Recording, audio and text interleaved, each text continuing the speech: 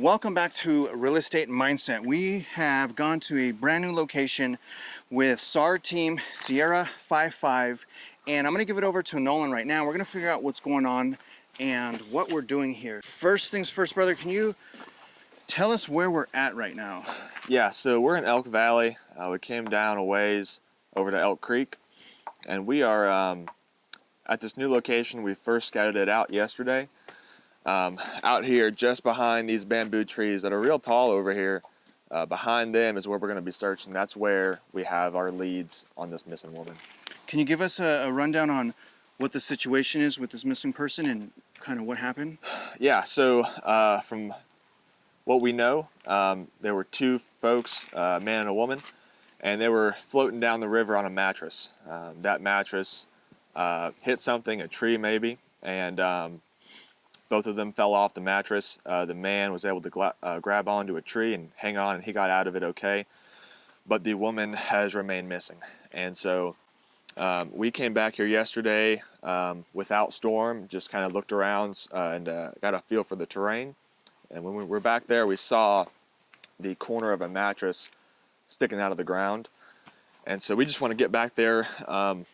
Other teams have been here before, and we can see the marks that they have put where their dogs hit on, but there's no digging. So they were not able to dig or excavate the ground or the piles where the dogs hit. So we're hoping to get out there and maybe uncover some stuff.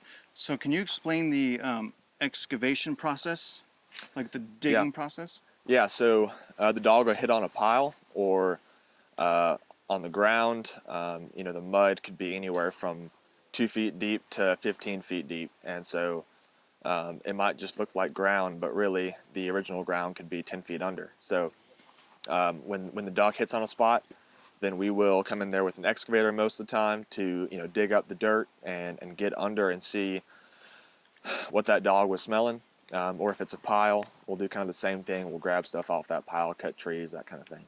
And I'll be honest, man, a lot of people don't know what's going on in Tennessee right now. I'm going to try to zoom in on the background. I mean, I know I was talking to you earlier, but isn't it fair to say that there's many places in Tennessee right now that appear to be worse hit than North Carolina?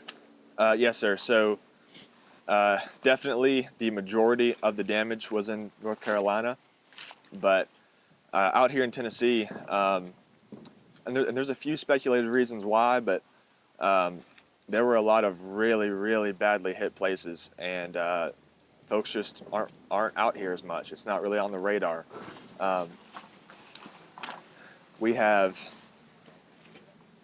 as of right now, we are one of the only people out here working in East Tennessee, but in a lot of these places, this place included, it's just as bad as a lot of those places in North Carolina. A lot of damage and a lot of issues, and the issue with this damage is that it's just not being covered as much. Can you explain, I mean, you've been here for, I think, going on about 7 weeks, is that right?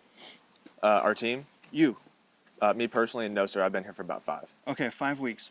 Can you go into, again, your boots on the ground, you're going to the hardest hit areas from almost day number 1. What involvement has there been from FEMA that you've seen or even heard about? So since I've been here, I think I one time saw 2 or 3 FEMA workers walking around talking to homeowners. And that's the only time that I personally have seen them. I've heard about camps being here or there, but I've only seen 2 or 3 workers at one point. I mean, I kind of feel like, Nolan, that this is FEMA's job, and because FEMA's not here, you guys are putting yourselves at risk. I'll talk to James in a minute, and we'll talk about storm. But, what would you like to say? Say, for example, FEMA just doesn't know what's going on for some reason, right? Which is completely ridiculous to think. But what would you like to say to FEMA to encourage them to get out here, to spend resources, help with technology, and help with the recovery efforts? What would you say to FEMA? We could use all the help that we can get. It's been the case that for these people out here that need help, and for the bodies that are out here that we need to find, a lot of it, and I guess I won't get too specified, but a lot of it has been done by the American people and by just private citizens and people like us, organizations, nonprofits coming out and helping, and that's amazing. That's super encouraging to me. I love seeing that, but I would also love to see our government doing what it seems to me is their responsibility to do, which is just what we're doing. So we need your help. I'm not gonna be aggressive or passive aggressive or nothing like that. We just need your help. We need your resources, which are exponentially larger than what we have. We need your skills, and we need your willingness to come and help these families on even an individual level, not just a collective statewide level, but like helping the families. Even just one missing person is worth spending time and resources for. Now, we explained to the viewers how, you planned on coming out here for 2 days. This is your 5th week. You quit your job.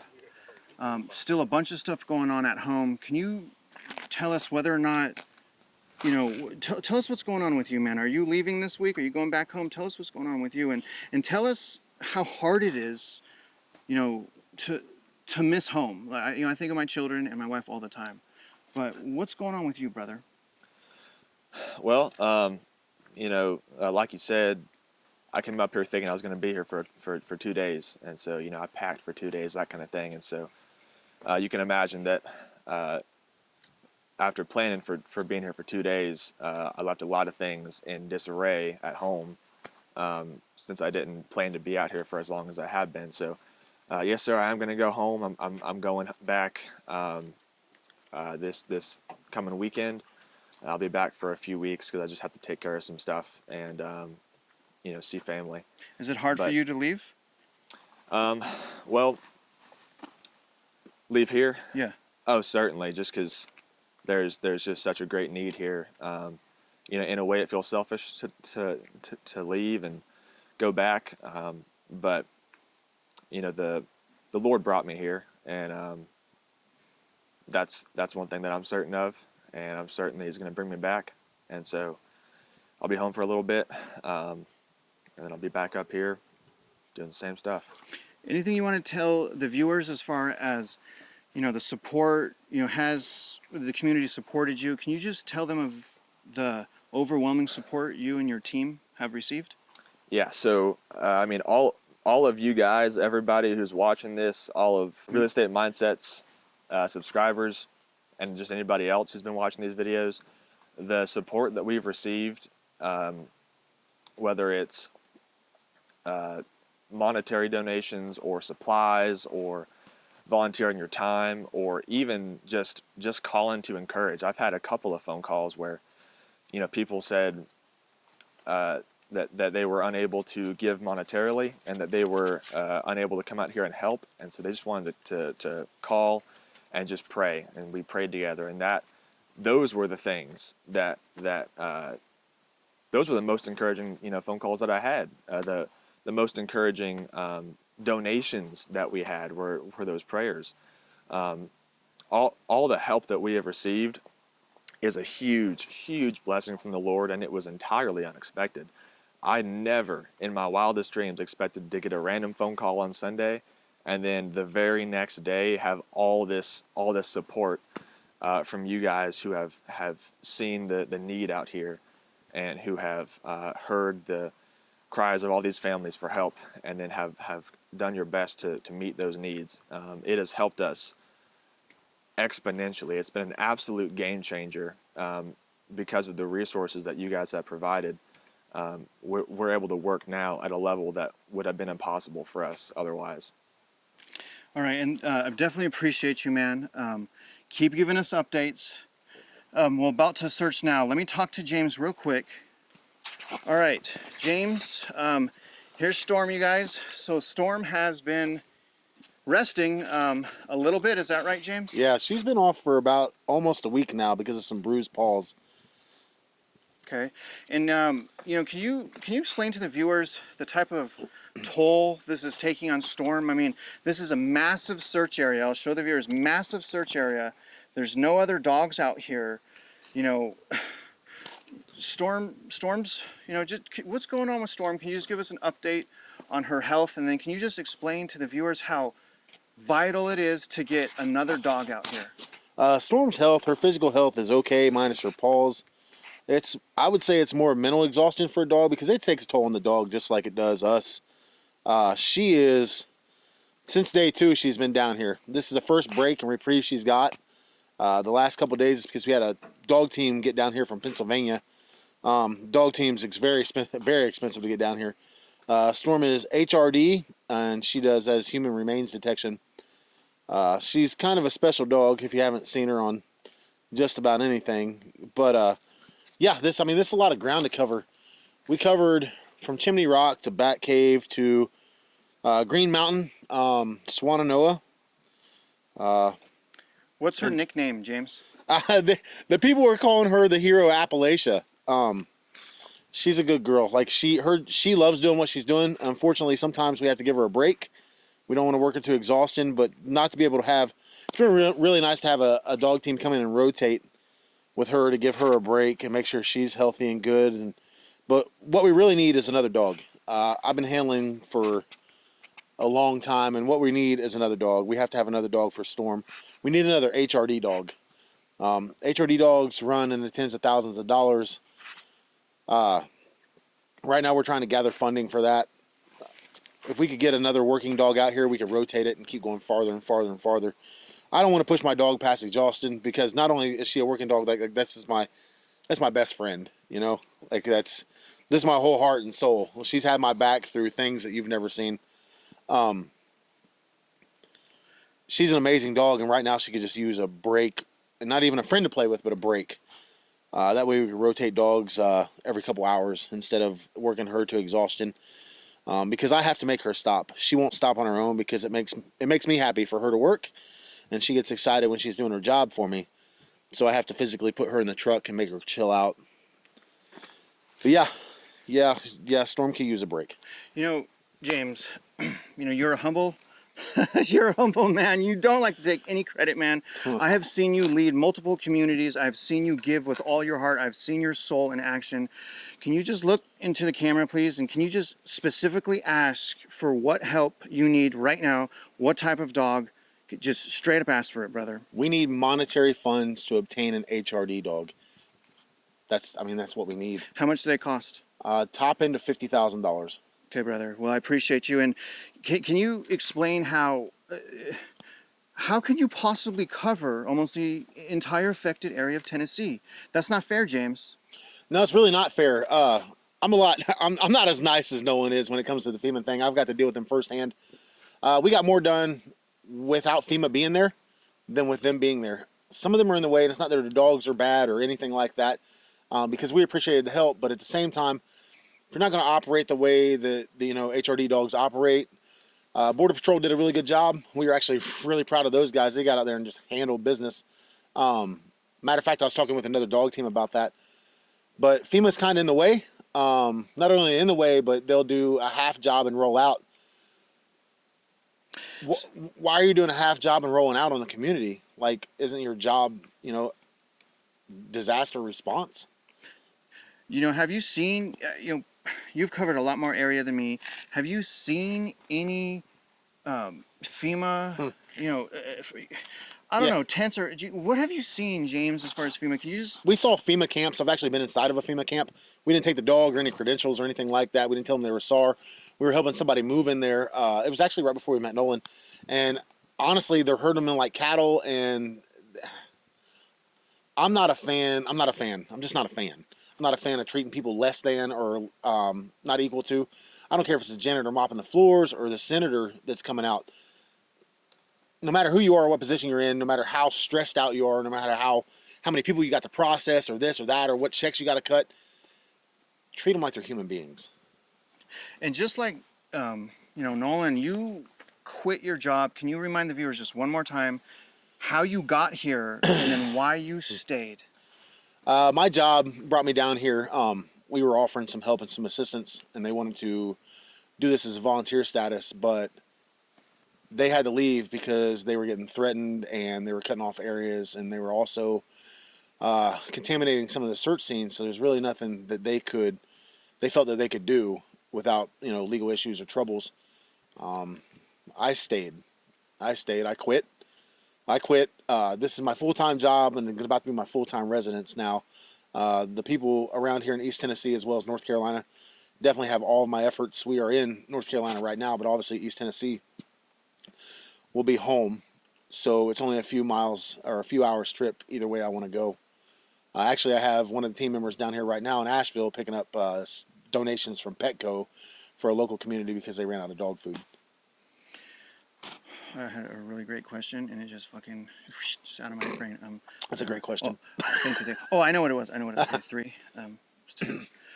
James, I've been thinking a lot about this as far as the numbers, the underreported casualties. Can you explain to the viewers how there are people, many people in these woods that are off-grid, have no address, maybe even militia-type people, and actually that's the math behind why, some of the math on why things are so underreported. So can you explain the challenge, and then the homeless, explain the challenges on why, and that's just one thing, right? Not talking about corruption. Why are the fatalities underreported? Well, I couldn't tell you why exactly, but like you said, there are a lot of people that are off-grid or homeless. I mean, what about the homeless? You think about people living under the bridge that haven't had the contact. They can't afford a cell phone, let alone anything else to live in. So how does anybody not know that they're not gone? We do have we have a rotating a ticker with everybody that we actually know is missing. I can't tell you why they're not reporting this stuff. I really can't, and it's breaking my heart because if they would report the real numbers, we probably get the help we needed. It makes me kind of sick, actually. The more I think about it, like ask Nolan, you can go through one small town and count more that they're reporting just in that town. Like you can count it on the sides of the buildings. Like, why lie? Why hide it? James, one more thing, and then we'll end. First of all, I've seen your soul in action, and I've seen you shoulder other people's guilt. I've seen you handle bullying you, and still show them love. You're all about your team, taking care of your team, maybe making sure they're protected, helping the community no matter where you go. Even if you show up, you uplift the entire community. James, how are you shouldering that? There's people out there that are breaking. I broke. How are you able to stay so strong? These guys. A lot of my responsibility doesn't get delegated. I don't have to delegate authority. That's not the role I'm in. A lot of my responsibility comes from, hey man, let me take that for you. Hey man, let me do that for you, so that you can concentrate on this. I couldn't do anything without these guys. I couldn't do anything without the community support or even your guys' support. It's been overwhelming. Like when Travis first got here, I was just, man, I was at my end because I didn't know. We didn't have $20 for gas the next day, but we believed that it was going to happen. These guys have, ask Nolan how many phone calls he's taken during the week. Ask Dylan how many times he's had to gear up, and he just got here. Dylan's just part of this team. We found him as a volunteer, but we kept him. We like Dylan. It's all my guys. It's all my family. It's all the people. It's John. It's Laurel.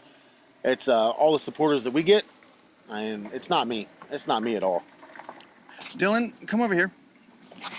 You get that now. So, tell us why you came here and how you found out about Sierra 55. So I came down here week 2 after the disaster hit, and I didn't know these guys at all. God put it on my heart to come down here. Kind of like Nolan, I kind of gave up my work back home, and I came down here and just started taking supplies to communities that needed it. And then one day, these fine-looking gentlemen came up at where I was serving at, and you could just see the tiredness on them. They were exhausted. They've just been through a lot, and you could tell they needed help, and they still need help. And did you quit your job? No, God was able to make it where my job's running back home without me there. I'm gonna go home periodically, a day here, a day there when I can, and take care of things. But God's taking care of me and my family and my kids and my wife back home. And Okay, and you said you had a wife and children. yes, Um, sir, do you miss them? I hunt them every day. What keeps you going out here to not go back, run back home, right? I've had to talk myself down a couple of times. I mean, I miss my children, brother. I miss my wife and Mm-hmm. holding them. Yep. Um, but and then I look around, so how are you pushing yourself when you get up each and every morning to support and join this amazing SAR team? Seeing the total devastation, everything here, all I can think of is I've got back home, I've got 3 kids, an amazing wife, and I've got 2 arms. And if my world was getting washed away, what would I do? These people didn't stand a chance. They're still out here looking for closure for loved ones. There's family members that can't grasp that their loved ones aren't with them anymore. I pray every day, and I know that if I was in this position and I was looking for my kid, I would hope that somebody like these fine guys would step up and help me. And can we end, brother? Can I want to get as much perspective and opinion as possible and even be objective, even though I already know FEMA is a slush fund, criminal cult that needs to be shut down, and every person that is at the top needs to be sent to prison. At least that's just my opinion. But can you just explain, honestly, the support? It's an abomination. Okay, we Mhm. already know it's an abomination. There's no one here right now. Yep. This is week 7. I want you to look into the camera. I want you to explain to the viewers what your opinion is about FEMA. Well, my opinion on FEMA is that's our tax money. We pay for them. They should be out here doing this. It shouldn't be up to the people. It shouldn't be. Now, that being said, He has sent some amazing people out here from all over the country to step up where FEMA's failed. But every day FEMA fails, and they continue to fail, and they're not stepping up where they need to be. I can respect that, brother, but there was an audit done and released. It was actually released in August. They got $9 billion. Do you? I don't.